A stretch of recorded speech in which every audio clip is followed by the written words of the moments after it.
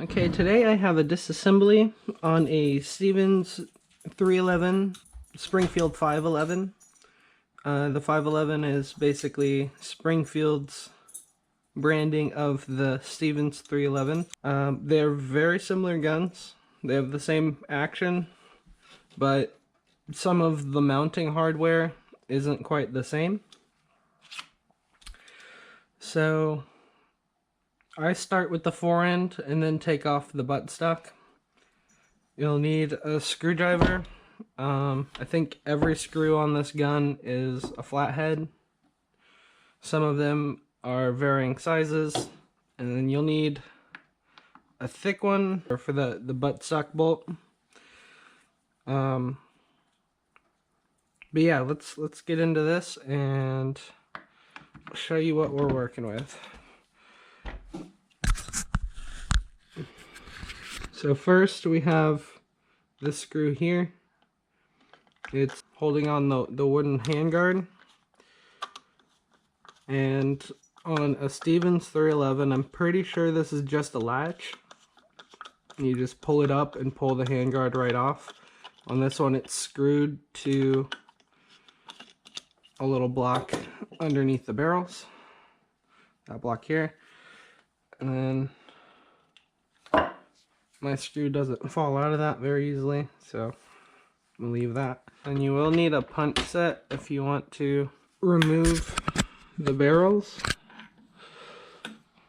So what I do, just so that I don't lose my spring, is I put a cloth on the side. Lost it anyway. Unlatch this and it will come loose. There's a little spring in there that kind of holds it all together. I'm dropping pieces left and right. Try not to do that. So you'll need a tiny tiny screwdriver, flathead, to get the op rod out of the way so you can get the ejectors out. Or I guess those are extractors. This screw that I'm unscrewing right now doesn't need to be tightened all the way down because it actually rides in a track on that. And it's a tiny little pin with only like 4 threads, so don't lose it. This will come out. There's a little spring in there. Don't lose that. Unscrew this.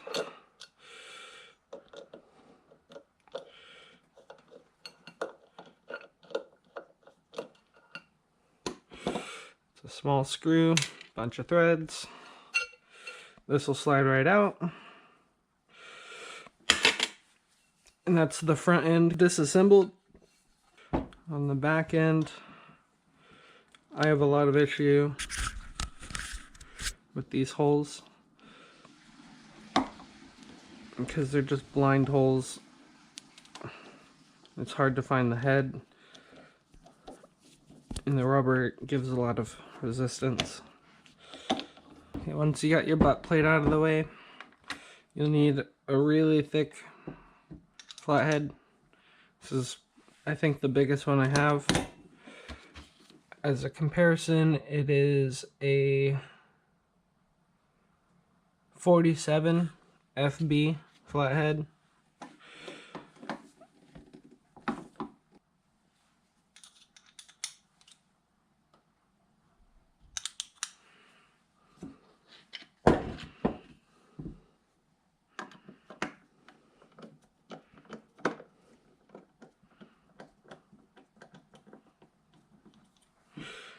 Okay.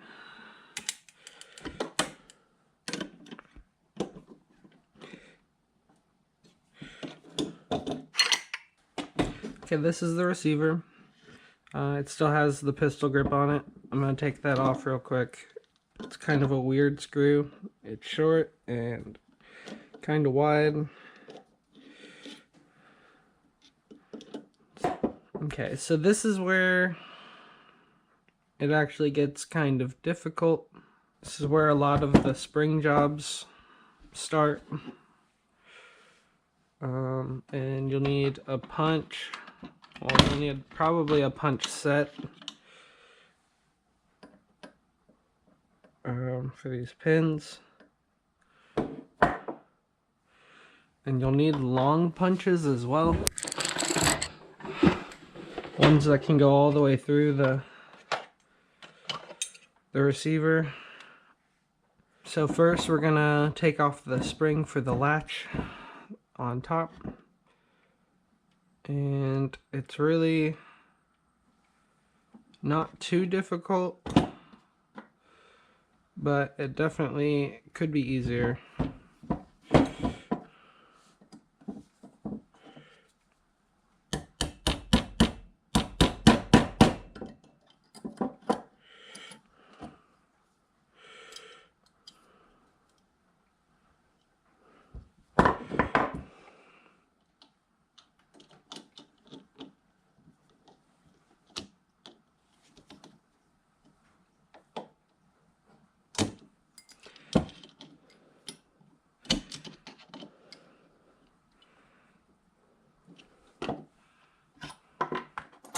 So your latch will be stuck like this. There's a little silver piece in here. If you press down on it while holding your latch, you can release the latch, which reduces the tension on the spring here. And then once you do that, you can take like a screwdriver or something, part of your flat headset, and then just kind of pull it down as you push the bar across.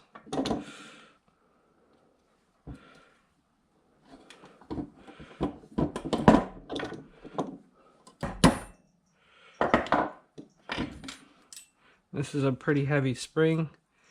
It just rides on this little rod here. Okay, so this is the part where it starts to get a little tricky. Going to remove the sear arm pin, which is this back one here.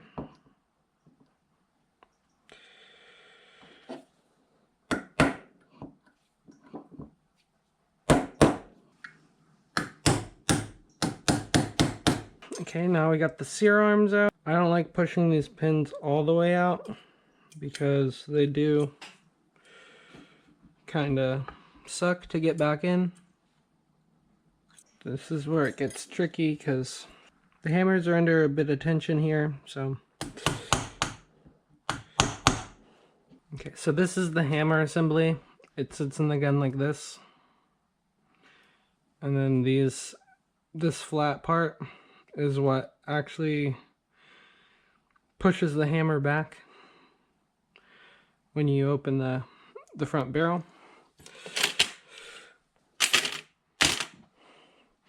Okay, so now you have your action disassembled.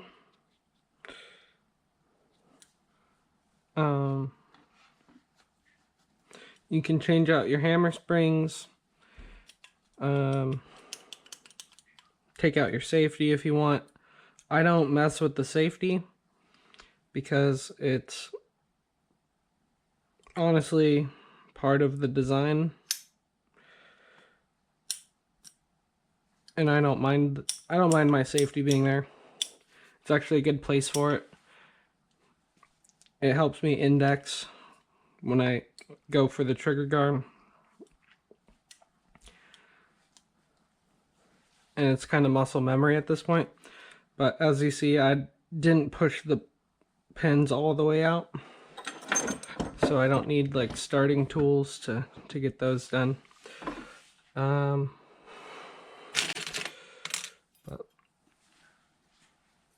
But once you get all your springs changed out, you'll probably want to reassemble your gun. So it's just the reverse order. You'll put the springs in. You'll take this little guy. It's part of the cocking mechanism though. He'll just kind of sit in there. The springs tend to get a little bent. because they're so small. You'll have to align it with your hammers, which this part gets really interesting because you'll probably need a vise. You'll definitely need punches, more than one punch, and a lot of patience.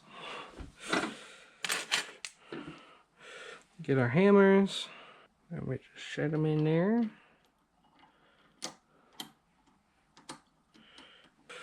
This is where we'll need our vice grips. So a lot of people will make a jig that screws into the back here. I'm not a huge fan of that.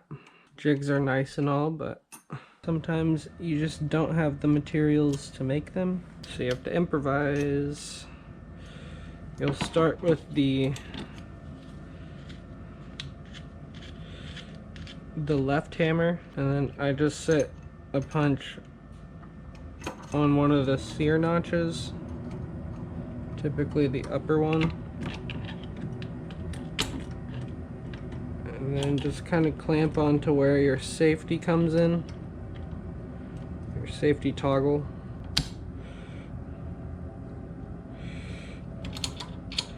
And I do the hammers one at a time because you have to align so many parts all at once. But I just wanted to give you an idea of where each of these pieces is going to go. And I use a punch as kind of a slave pin. This is where multiple punches comes into play, because sometimes you'll need to kind of wedge things in places to adjust where the hammer sits.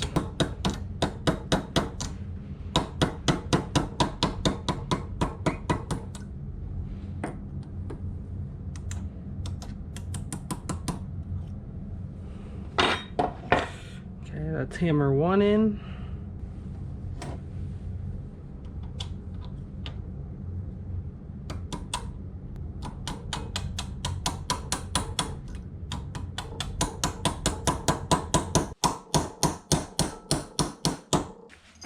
Okay, so our hammers are halfway back in. Just gonna need to put this one in.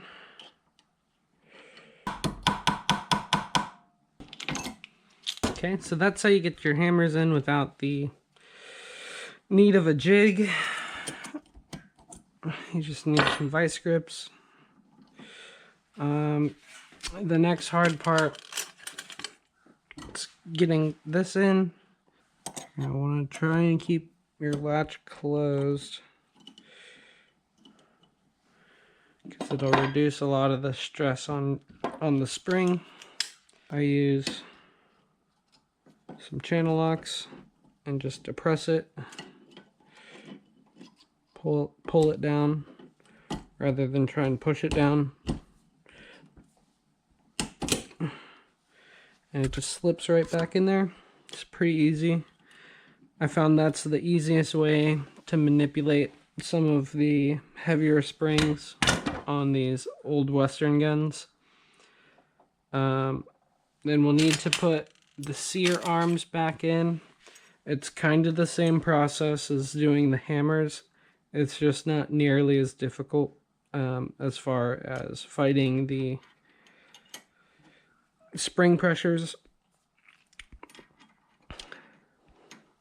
So these will sit in here, and you want to make sure that these little arms go over your triggers here, because this is your sear engagement and how your sear actually interacts with your trigger, and they have this little spring in there. But again, this is all kind of a bit of finesse. Okay, so we got the pin back all the way through position. Lock this open.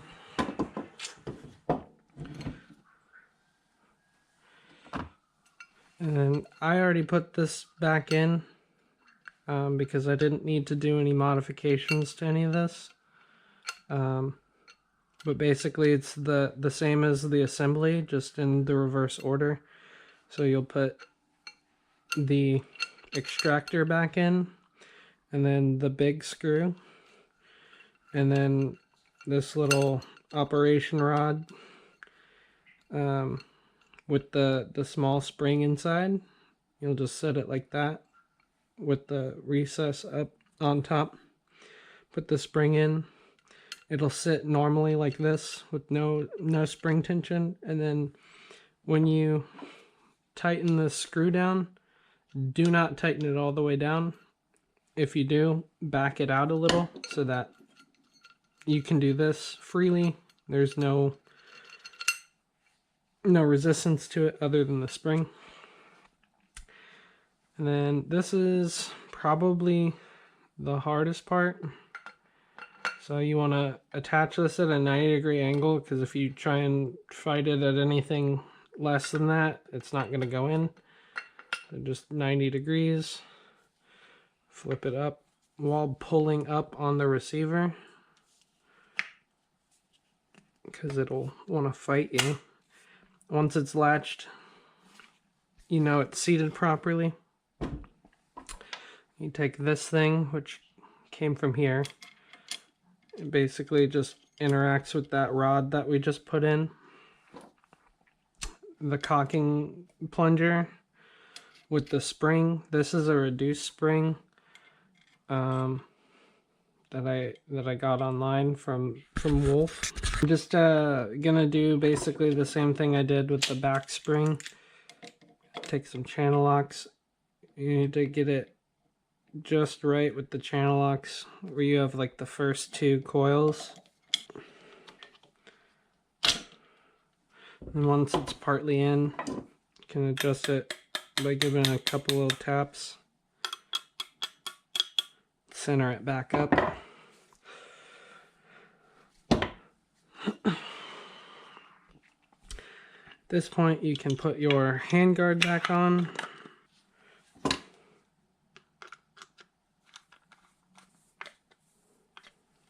The trigger guard back on the front half.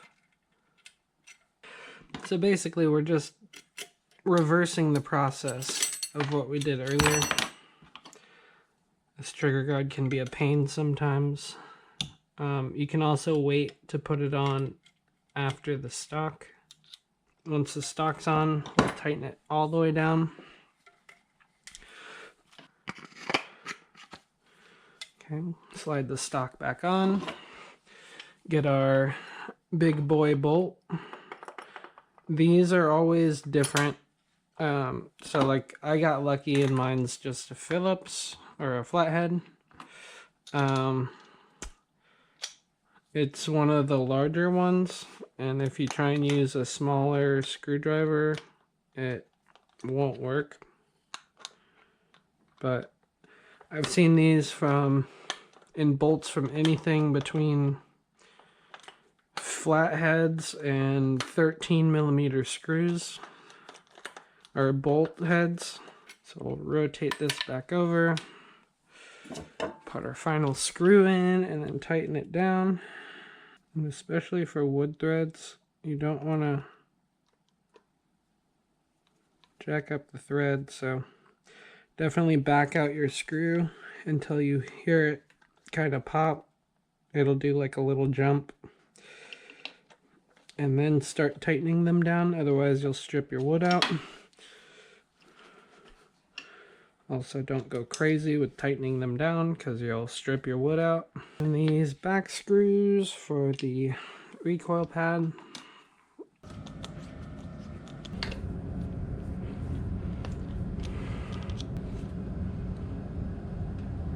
Okay, there we have it. A fully disassembled and reassembled 511. This is basically how the 311s work as well. The 5100s, there's actually a bunch of these double barrels between Stevens, Savage, and Springfield that are basically the same action, and disassembly process is just about identical. A few key differences, like I mentioned earlier with the handguard. But yeah, that was a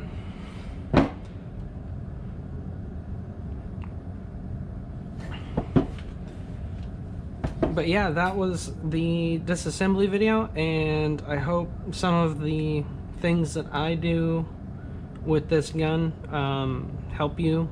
I hope this was a helpful video on the Stevens 311, Springfield 511.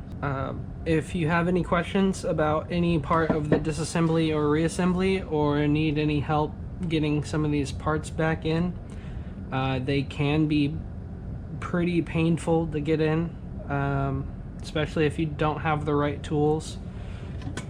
These two are almost a must.